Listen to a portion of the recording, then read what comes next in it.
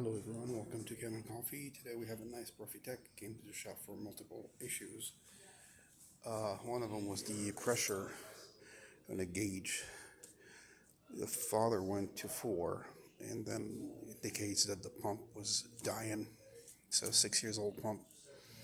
I replaced it after I did the tune-up, new gasket, new screen, descaled the machine, backflashed it, and deep clean it, and also the overflowing was from the probe. It had a lot of scale, though. I took it out and put it. He was this much away from the water tank, the limit. So cleaned it, put it back deeply, and then it's working perfectly.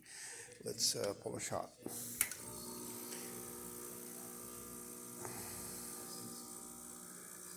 You can see the pump is responding really well. So it's on 9 bars, and coffee's coming up.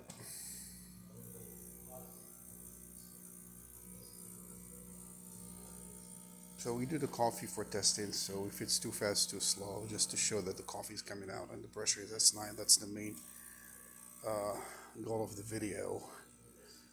And also the steam, a very strong steam, and the machine is ready to go home. Please don't forget to subscribe.